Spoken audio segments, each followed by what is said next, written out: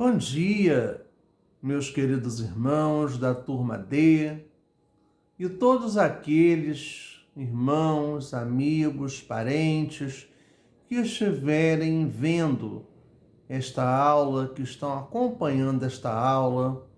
Nós estaremos aqui dando continuidade aos nossos estudos da revista Palavra e Vida, onde estamos estudando os 10 mandamentos para os dias atuais.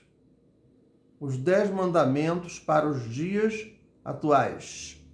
Esta revista é produzida pela Convenção Batista Fluminense, pela Junta de Educação Cristã da Convenção Batista Fluminense, é usada nas igrejas batistas e está disponível também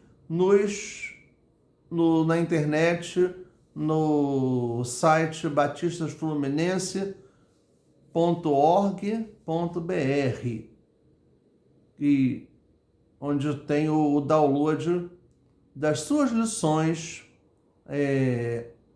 de cada trimestre. No caso, nesse trimestre, o nosso estudo é os 10 mandamentos para os dias atuais. Hoje, nós estaremos dando continuidade a essa série de estudos, estudando a lição 8, que nos diz: adúlteros e adultério na balança de Deus.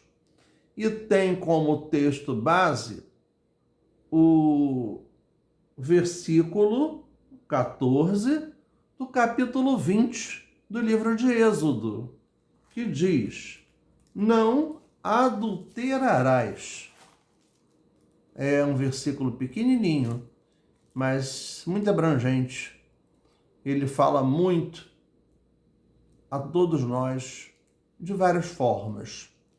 Oremos então ao nosso Deus, pedindo para que Ele esteja à frente, dirija esse estudo e que todos possamos aprender do Senhor e crescer na graça e no conhecimento do nosso Deus. Oremos então. Senhor Deus, nosso Pai, nós nos colocamos nesse momento diante da Tua presença. Queremos, meu Deus, te pedir, Senhor, te glorificar pela Tua graça, pela Tua bênção, Senhor, sobre nós, sobre a nossa vida, Pai. Sobre aquilo que eu estarei aqui dizendo, Senhor, para que, ó Deus, o Teu Espírito Santo possa me usar para falar as palavras vindas de Ti, meu Deus, para todos nós que precisamos ouvi-la. Meu Deus, te pedimos, Senhor, que Tu nos dê instrução, sabedoria na condução desse estudo, Pai, e que todos aqueles que estarão acompanhando essa aula pelas suas casas, nos seus televisores, nos seus aparelhos de celular, nos seus computadores, sejam, Senhor, alcançados, Senhor, pela Tua graça, que Tu possas fazer com que realmente, Deus, possamos estar melhor, viver uma vida mais próxima da Tua vontade, Senhor, e entender melhor a Tua palavra para o nosso dia a dia, para vivermos de uma forma aprovável diante de Ti. Ó Deus, abençoa-nos, toma-nos das Tuas mãos. Em nome de Jesus, amém. Adultério. A palavra adultério é o substantivo, né? Adultério é a situação. Adúltero, quem pratica o adultério. Mas o que seria o adultério? Tá? Então nós vemos que em todo ser humano, em todos os grupos sociais, há um senso moral. O que seria um senso moral? Um conjunto de regras e de práticas que definem a conduta moral da sociedade. Esse senso moral, ele é também um senso comum. E o senso comum, ele envolve inúmeras práticas. Ele está ligado a uma situação assim muito abrangente. O senso moral já é mais particularizado. Então, esse senso moral é que reconhece para cada sociedade o que é certo e o que é errado, o que é ético e o que é imoral, e que o mal tem como consequência o julgamento e a punição para todos os grupos sociais da humanidade. Isso se faz presente. O apóstolo Paulo afirma que o homem, a despeito de conhecer os 10 mandamentos de Deus, é injustificável diante do seu Criador. E a humanidade criou leis, criou normas para que as pessoas pudessem conviver bem, para que pudessem ter uma ideia clara daquilo que podem, que não podem, que devem, que não devem fazer, e para também ter consciência de que tudo aquilo que for feito, que for praticado, trará uma devida consequência. Então vamos imaginar se não houvesse leis, regras e normas para conduzir as sociedades, os diversos grupos sociais. Seria um caos, porque alguém reivindicaria uma propriedade que já fosse de outro. As pessoas resolveriam seus imbróglios, que está na revista, a palavra imbróglios, seus problemas, suas contendas, suas dificuldades, de forma violenta, podendo chegar até a morte. E o mais forte sempre seria o vencedor. Né? O mais forte não é só o que tem a maior força física, não. É também o que tem o maior poder militar, o maior poder econômico, mais dinheiro, mais condições de vencer as batalhas. Deus, para o bem da própria criação, nos concedeu as suas leis morais. E as leis morais de Deus, além de proteger o inocente e orientar quem está com a razão, também quer nos abençoar e punir o mal efetivamente. Mas o que acontece aos que desobedecem às leis de Deus? Né? O que acontece? Veremos o desenrolar disso agora nessa fala, nessa parte introdutória da nossa lição de hoje. Os homens são mais obedientes às leis da natureza do que aos preceitos do Criador. Por exemplo, enfrentar um mar bravio, enfrentar uma tempestade, uma catástrofe natural, como um terremoto, uma erupção vulcânica, né? Normalmente as pessoas não procuram enfrentar, elas vão fugindo para não estar de encontro a essas catástrofes naturais. E também as consequências que a lei da natureza traz. Por exemplo, tocar um fio de alta voltagem pode ser um perigo de morte, até a morte é instantânea. Dependendo da carga elétrica, a pessoa pode ficar fulminada na hora, até virar cinzas. Né? Mas ninguém suporta ficar mais de 10 minutos debaixo d'água, sem equipamento de mergulho. Poderá ter graves sequelas caso sobreviva. Quem pula do 10º andar sem nenhuma proteção, certamente morrerá. Quem é um motorista prudente não vai entrar em uma curva a 360 km por hora. Então, deste modo, o homem sabe que as leis da natureza são implacáveis aos seus desobedientes. O que significa? Há consequências, e há consequências que não são nem um pouco boas e nem um pouco agradáveis para quem descumpre as leis da natureza. E um descumprimento muito grande da desobediência a Deus foi a morte, que levou à queda de Adão e Eva no paraíso, por serem desobedientes a Deus.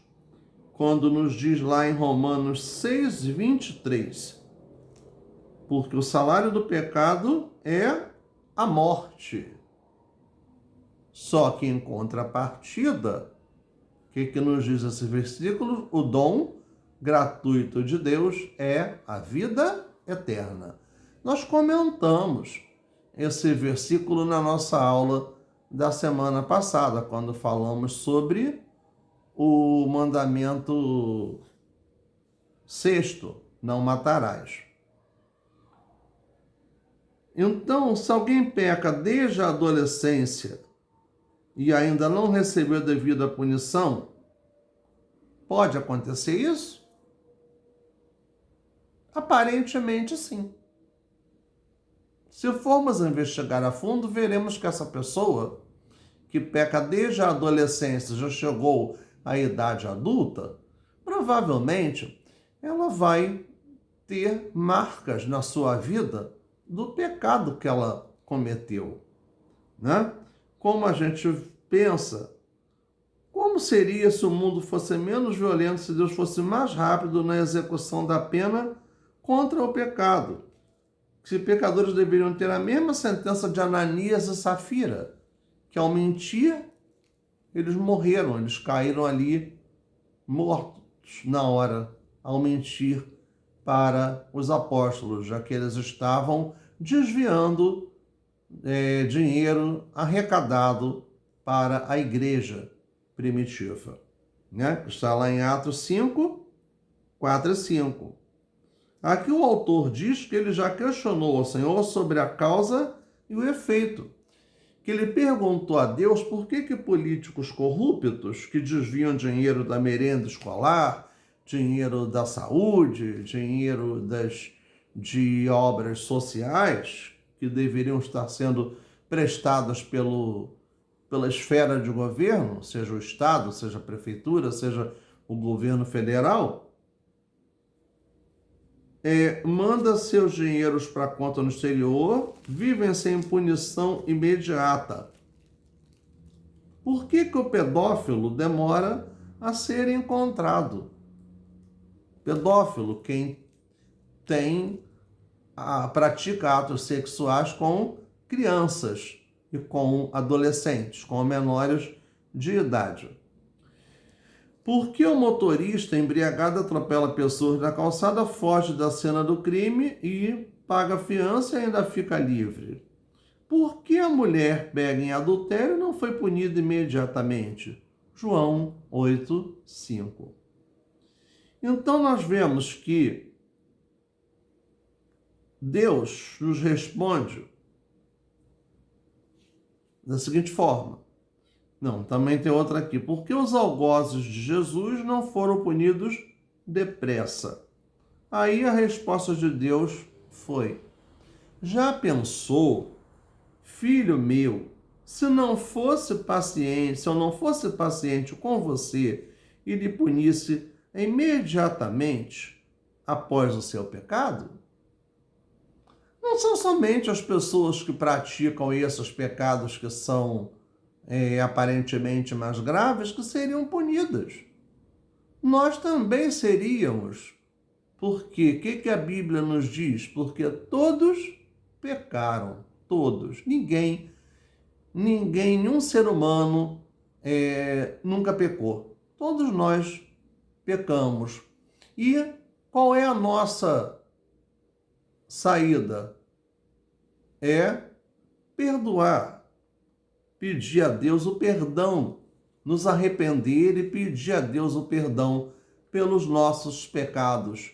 Porque lá em 1 João 1,9 se diz, se confessarmos os nossos pecados, Ele é fiel e justo para nos perdoar e nos purificar de toda a injustiça.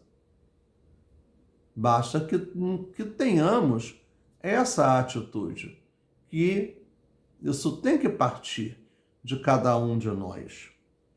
Deus perdoa a iniquidade, não retém sua ira para sempre. Está em Miqueias 7,18. O Senhor é tardio em irar-se. Naum, capítulo 1, versículo 3. A obra da cruz é tolerante. Romanos 3, 25. Deus é longânimo. Romanos 9, 22.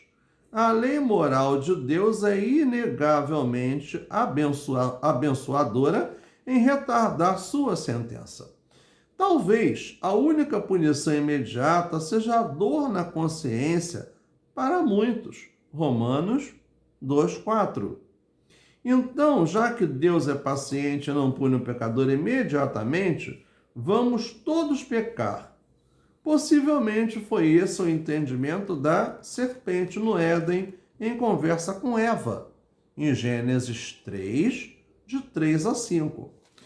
A ira de Deus ao pecador pode ser tardia, mas mesmo vivendo sob os efeitos da graça de Jesus a todos os homens, no dia do juízo, todos receberão suas respectivas sentenças. Digo, todos receberemos, todos receberemos. Todos nós seremos julgados pelo nosso Deus. Está em Romanos 2, de 5 a 8. A sociedade atual peca não apenas por suas obras, pensamentos e delitos, mas está em rota de colisão com o próprio Criador, por duvidar ou desdenhar da sua silenciosa lei moral. Mesmo desconhecendo aos 10 mandamentos, as leis dos homens, a humanidade não escapará da culpa intrínseca em sua consciência. Se todos os pecados do ser humano não forem anulados pela graça, não existe a menor possibilidade de o pecador escapar do juízo de Deus nesta vida e também na vida vindoura, na vida eterna. Então, o que nos diz aí? A lei moral de Deus é a mesma. Mas o que muda? E o que tem mudado? A sociedade, os costumes, a cultura.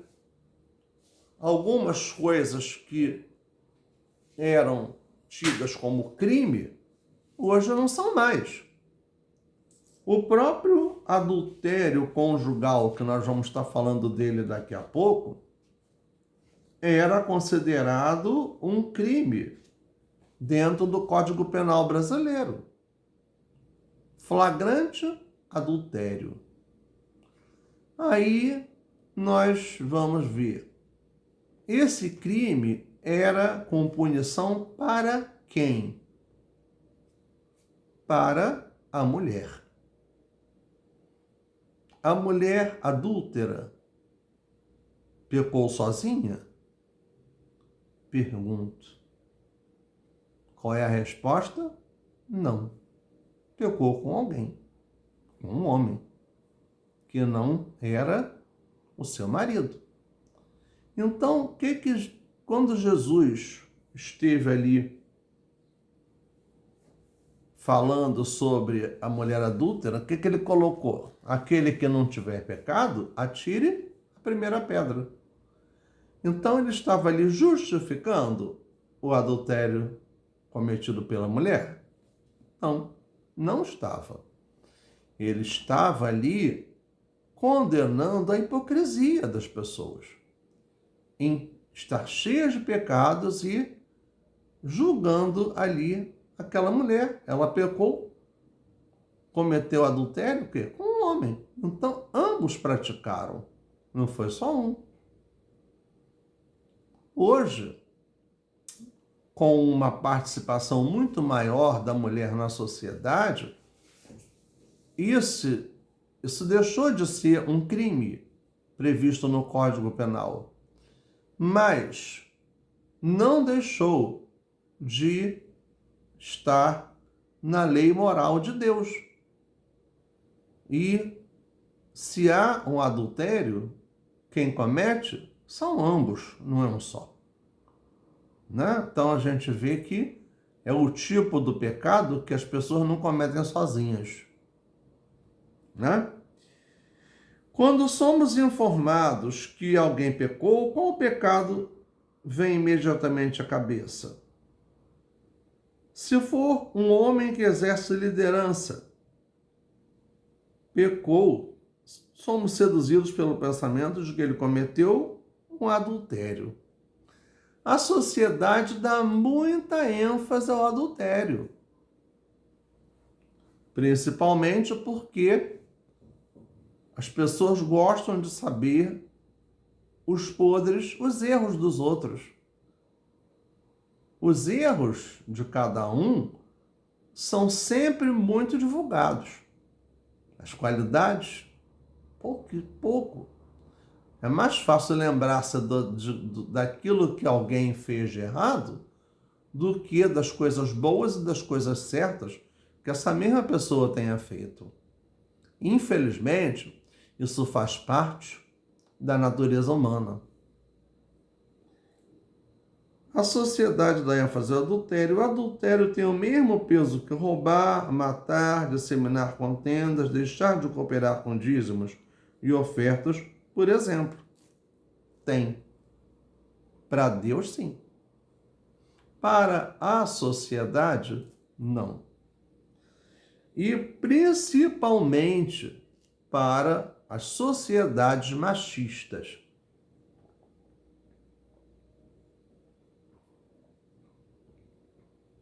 Onde não há um reconhecimento do valor e do papel da mulher na sociedade. Né? Nós até hoje convivemos, mesmo com mudanças nos costumes, mesmo com mudanças nas leis, ainda vemos aí essas coisas presentes na sociedade brasileira. O sétimo mandamento ele é enfático, quando diz, não adulterarás. Mas que tipo de adultério está implícito nesta lei? São 3 tipos de adultério. Tá? O adultério conjugal, que é o mais conhecido, que é o mais divulgado. O adultério social e também o adultério espiritual. Então, adulterar significa trair, desviar-se, ser infiel, praticar a infidelidade para com seu cônjuge, para com a sua sociedade, o grupo social em que você vive, e também para com Deus. Agora sim nós estaremos parando para vermos a situação de cada um deles, né? O primeiro deles, o adultério conjugal.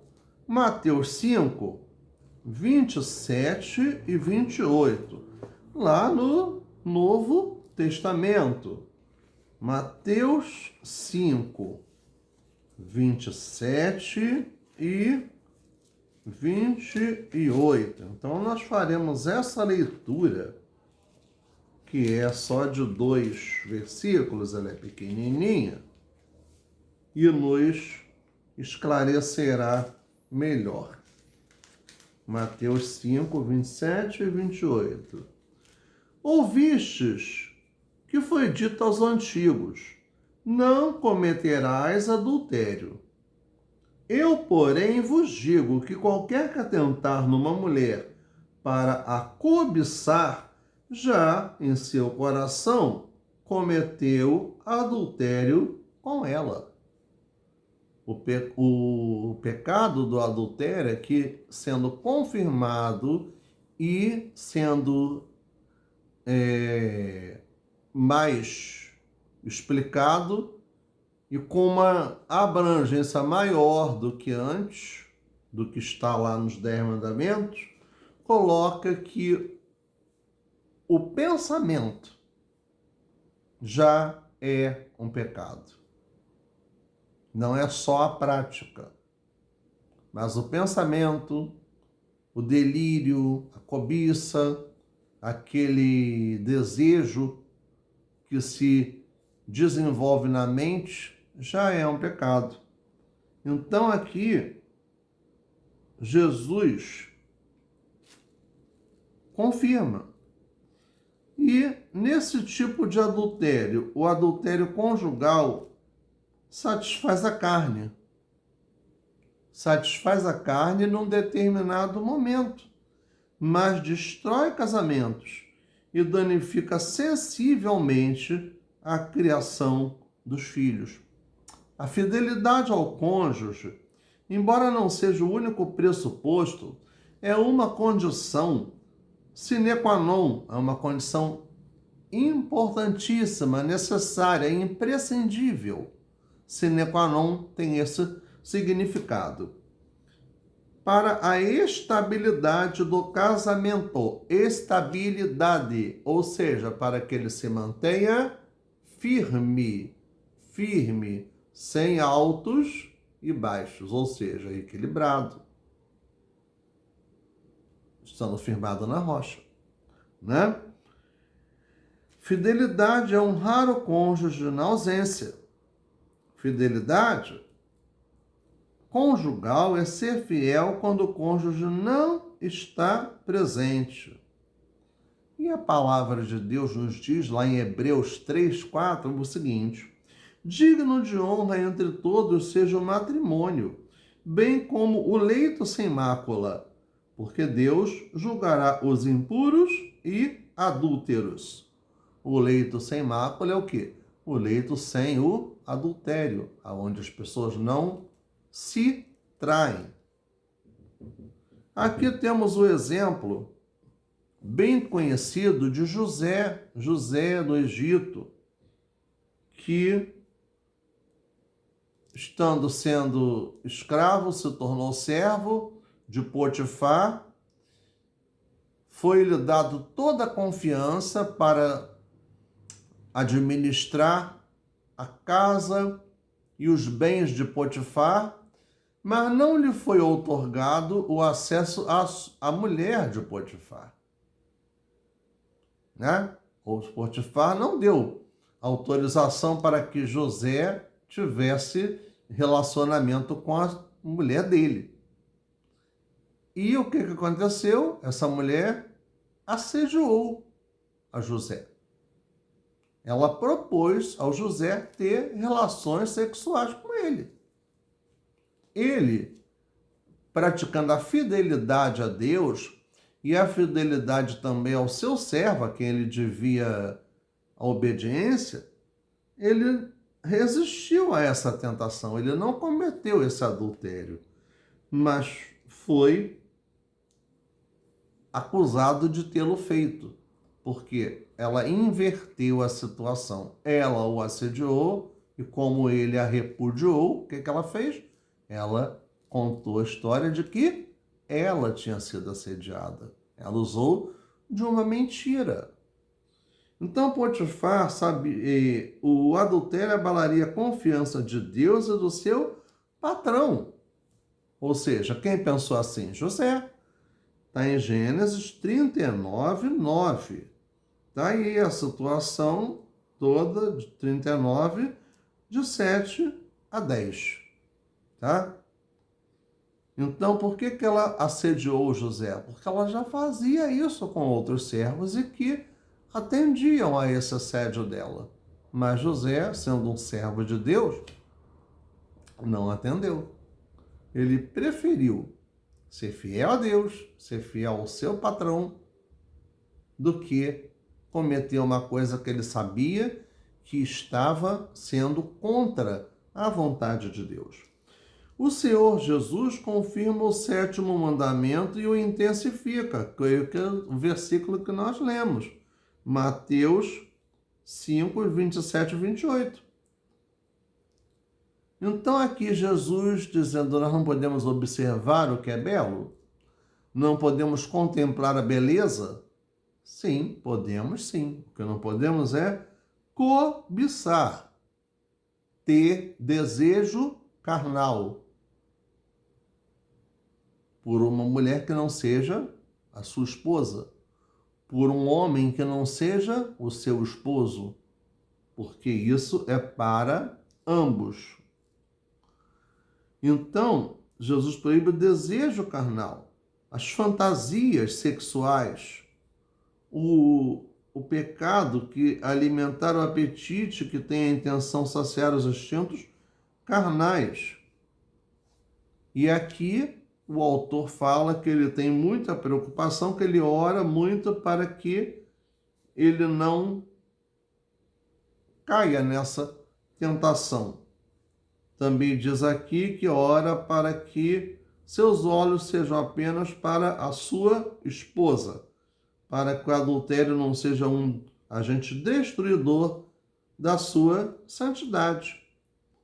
E para que Jesus nos ajude, que ao olhar para o outro não o transformemos em coisas para serem usadas ou em um simples objeto de prazer.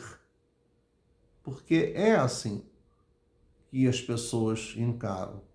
Por um momento, por umas horas, você vai correr o risco de destruir toda a sua vida, todo um relacionamento de tantos anos, um relacionamento estável, né? Então, vai muito além de um simples não. O adultério é um pecado moral. O Senhor demonstra que nos ama e nos protege do perigo, pois todos aqueles que estão em adultério estão ferindo a si próprio, ao seu cônjuge, aos filhos inocentes e também à própria santidade de Deus. Nós tivemos aí um triste acontecimento na semana que passou, daquele rapaz, cantor de funk, que morreu por ter caído da janela de um apartamento, de um hotel na Barra da Tijuca. E por que isso aconteceu? Então vamos ver a sequência de fatos que levaram a isso. Ele passou o dia anterior fazendo uso de álcool e de drogas. Foi fazer um show numa casa de shows lá em Vila Valqueire, aglomerando muita gente em plena pandemia. Uma coisa que não podia acontecer por uma questão de segurança sanitária. Indo para esse hotel, estava lá com a sua mulher, que ele tinha recém-casado-se com ela, estava num dos apartamentos desse hotel. Os seus amigos lhe chamaram para uma reuniãozinha, para uma festinha. E essa festinha, para a qual ele foi, deixando sua mulher no quarto, foi para quê? Uma festinha regada a drogas e a sexo. Uma orgia sexual feita ali. Estava ali os amigos, estava a bebida, estava uma garota de programa e ele estava tendo um relacionamento com essa garota de programa quando bateram a porta e ligaram e disseram para ele que era a mulher dele que estava batendo a porta, o que não era verdade. Ele, desesperado, tentou fugir e, nesse meio tempo, ele, tentando passar da sacada de um apartamento para o outro, caiu e não morreu na hora, mas algum tempo depois veio a falecer. Então vemos aí que o adultério foi o que? O medo da mulher dele descobrir que ele estava praticando o adultério. A música popular brasileira tem várias situações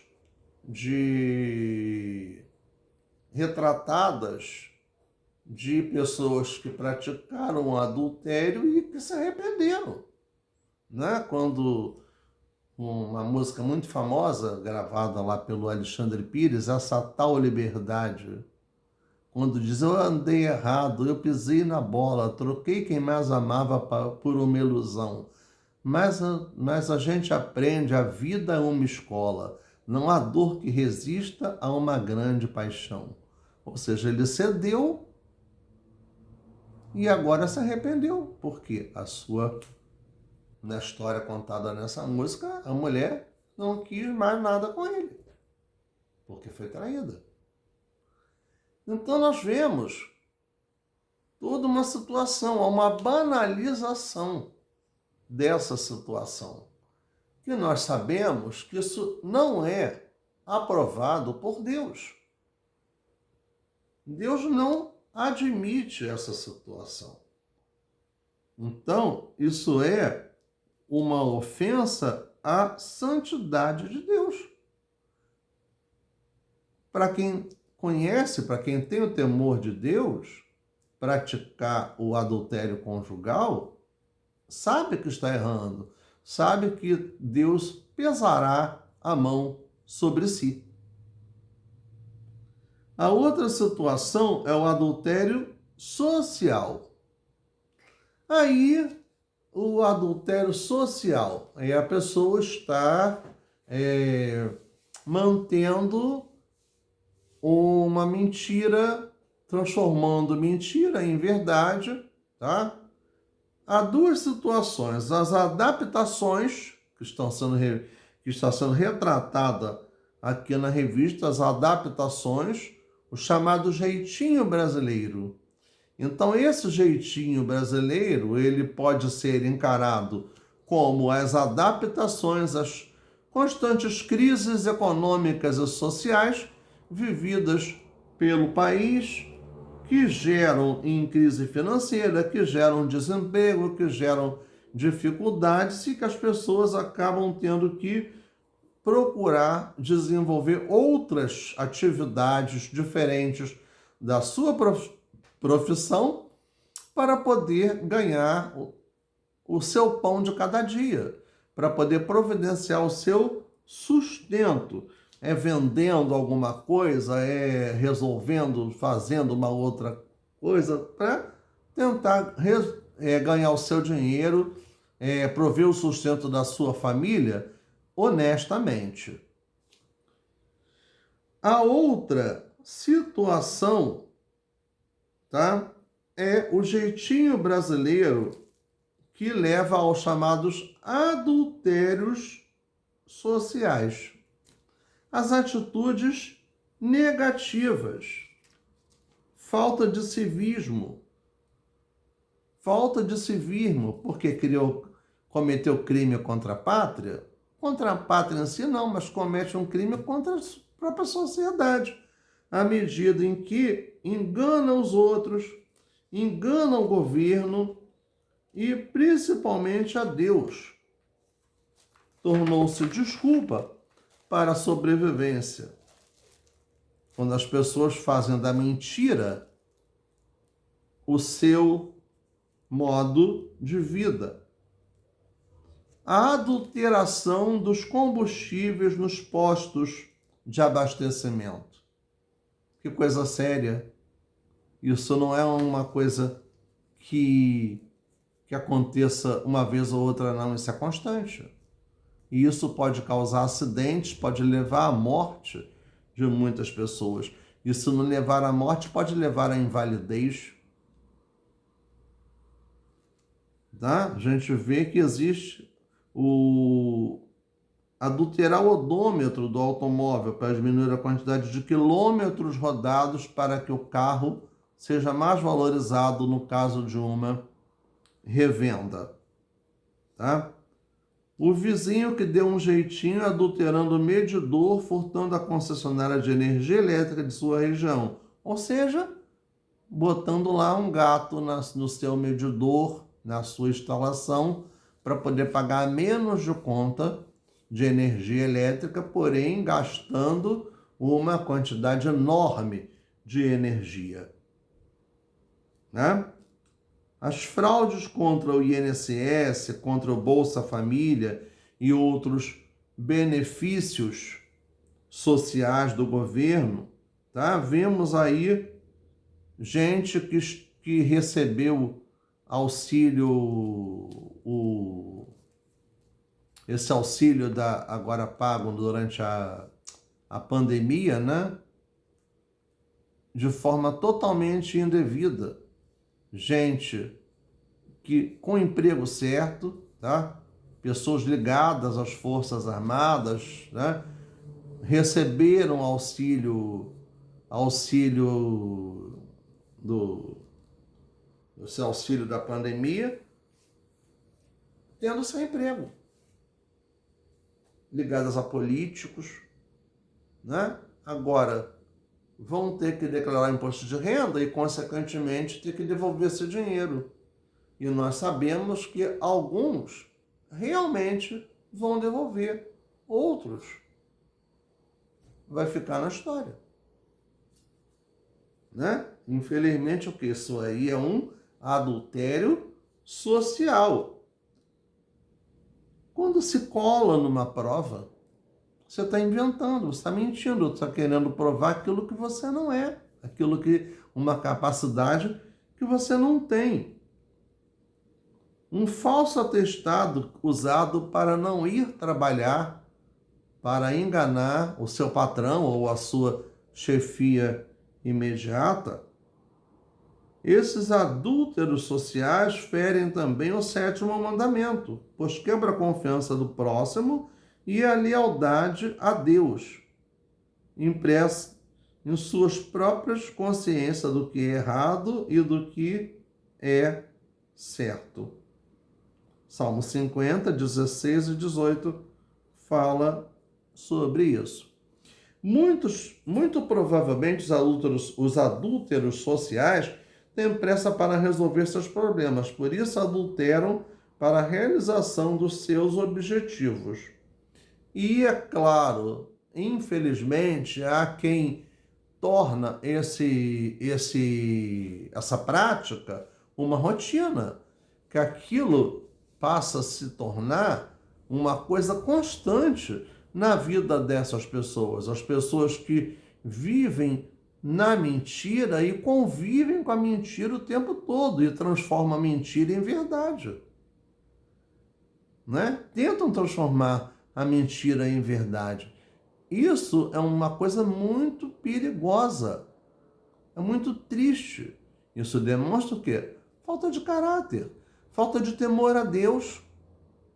Não é uma coisa que Deus aprova. Nós devemos ter paciência para esperar em Deus e receber do Senhor as suas promessas. Está lá em Salmo 101, versículo 7. O terceiro tipo, o chamado adultério espiritual.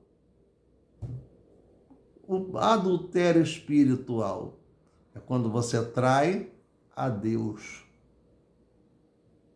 Nos diz aqui, no início dessa nossa lição, né, desse capítulo da lição, não é da lição em si, desse capítulo da lição. Existia uma multidão que desconfiava de Jesus. Será filho de Deus mesmo? Faz isso porque Beelzebul está sobre ele? Mateus 12, 24. Beelzebul é Satanás. É bom lembrar desse detalhe, tá? Então Jesus diz que o sinal que será dado para comprovar que é filho de Deus é idêntico ao que acontece com o profeta Jonas. Porque o profeta Jonas ficou 3 dias dentro do ventre da baleia. E foi expelido. Não morreu ali. E Jesus, depois da sua crucificação, ficou 3 dias na terra e ressuscitou. Jonas não ressuscitou. Jesus ressuscitou. Então, como explicar o que Jesus chamou de geração adúltera? Então, geração adúltera, no contexto da expressão dita por Jesus, é uma geração comprometida com muitos deuses. É quando o ser humano deixa de acreditar em Deus e só se relaciona com ele por interesse. Só acredita quando Deus realiza um milagre. Ou seja, quer crer, quer ver para crer.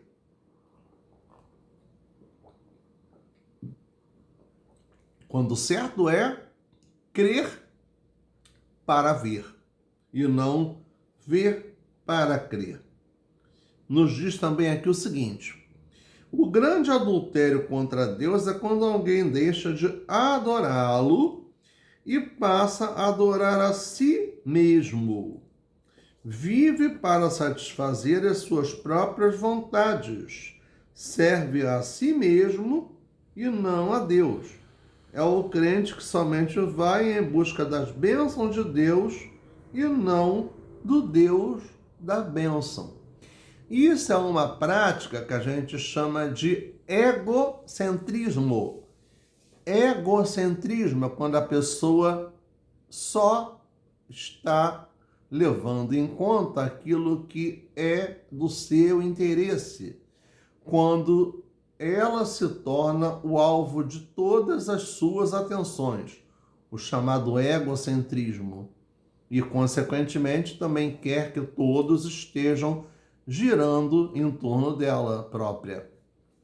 Esse egocentrismo é uma coisa perigosa, é uma prática que pode nos levar a distanciar de Deus. É uma mentira plantada pelo inimigo na mente de muita gente que se sente assim a última cereja do bolo, a última azeitona da empada. Eu sou eu e mais eu. Não é uma prática aprovada por Deus. Vamos ter isso em mente. Egocentrismo não agrada a Deus. Nós temos que ter na nossa vida o teocentrismo, ou seja, Deus deve estar no centro de tudo. O primeiro lugar da nossa vida é de Deus. Tem que ser de Deus. O que nos diz lá? Buscai primeiro o reino de Deus e a sua justiça, e todas as coisas vos serão acrescentadas. Isso é uma promessa que Jesus fez para a humanidade. Então nós precisamos crer e pôr em prática esse versículo. Observe se não acontece em nossas reuniões de oração, com raríssimas exceções, o que passa na cabeça daqueles que oram. Chegou o momento de retirar algo de Deus. Nós vamos nos reunir em oração, então vamos ver o que Deus tem para nós. Parece que a noiva quer dar um golpe do baú. O autor compara quem age assim como aquela noiva que quer dar um golpe do baú.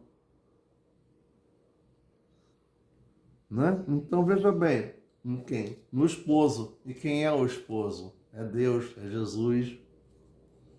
E se ele não der? possivelmente outros deuses darão. Ele diz aqui que em um determinado momento saiu muito frustrado de uma oração quando o irmão suplicava a Deus pelas bênçãos. E ele dizia, esse irmão dizia, Deus, se eu tivesse pedido para o diabo, ele teria me dado, por isso aguardo por tua bênção. Pelo amor de Deus, isso é sinal de quê? De imaturidade espiritual. Isso é sinal de desconhecimento, de falta de comunhão com Deus, de uma vida verdadeira de oração, de meditação na palavra, de convivência, de intimidade com Deus. Tenhamos o mesmo sentimento que houve em Abacuque, que apesar de questionar em muitos momentos ao Deus de Israel, resolveu ser fiel e esperar. O justo viverá pela fé. Em Abacuque 2:4. É bom lembrar que o profeta Abacuque viveu num momento de profunda crise espiritual em que o povo de Israel vivia. Ainda que a figueira não floresça, e ainda que a vide não dê o seu fruto, e ainda que os montes se lancem ao mar, eu hei de confiar. São versos, da oração de Abacuque. Ele teve fé. Num momento de extremas, escondido de situação extremamente difícil em que tudo o levaria a pensar totalmente o contrário. Mas ele teve fé de que Deus estava com ele, que estava com o povo, de que Deus estava pesando a mão sobre o povo que tinha pecado, que tinha se afastado dos caminhos de Deus. Então vemos que o justo viverá pela fé. Isso quer dizer o quê? Fidelidade.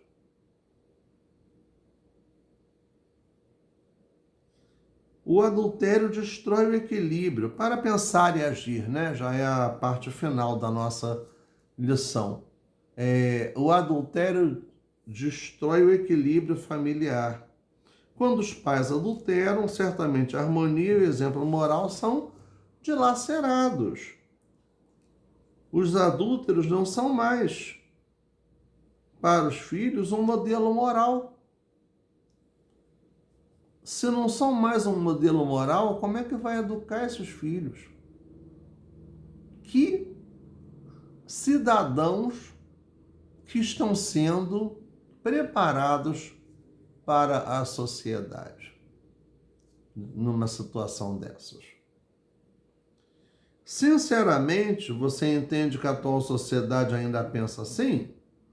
Ou tudo é válido em nome do pseudo-amor? Tudo é válido, tudo é legal, tudo está liberado. Isso está muito mais para o discurso do que para a prática. De que a pessoa se coloca, eu sou muito feliz assim. Não é. Na verdade, não é. Está tentando mentir para si mesma. Mas para Deus não vai mentir. E para quem convive à sua volta, também não vai mentir por muito tempo, porque a gente percebe pelas próprias palavras, pelas próprias atitudes, que quem quer viver uma vida assim muito diferente não é feliz. Está sempre em busca de alguma coisa para preencher o vazio que existe na sua vida. E esse vazio é exatamente a falta de Deus.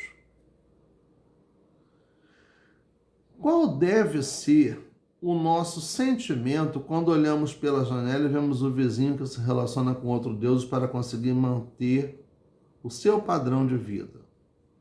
Como devemos agir quando o nosso vizinho idólatra prospera, tem uma vida folgada financeiramente, e o crente fiel ainda aguarda as bênçãos vindas do Senhor?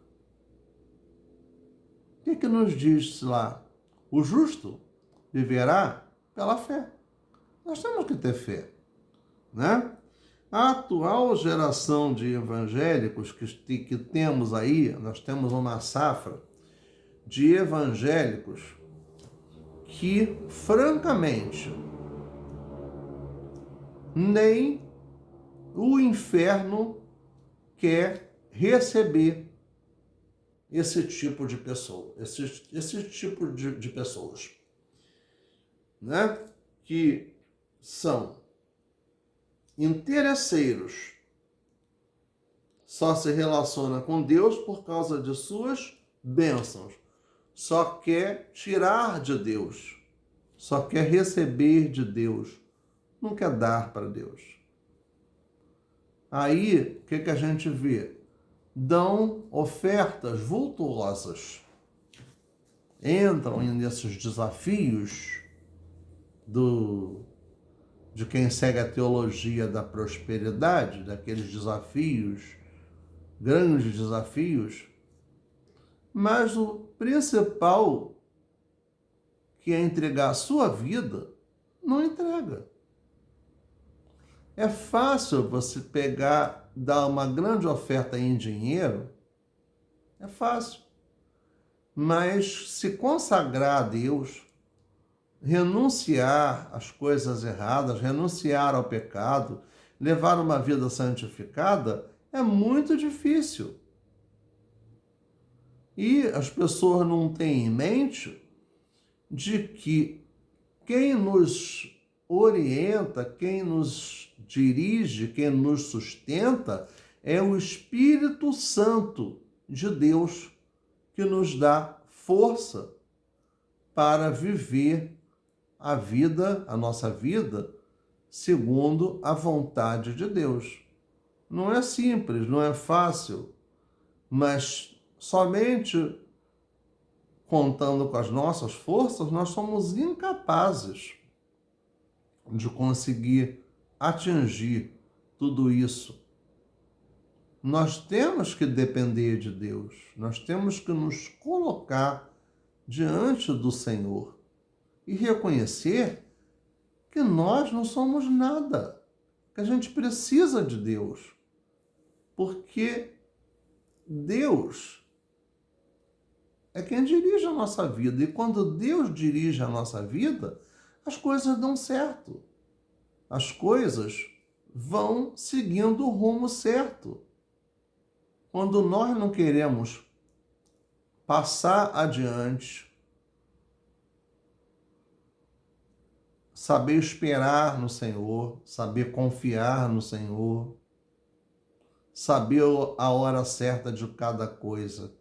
E isso só acontece na nossa vida quando o Espírito Santo nos orienta e nos dirige.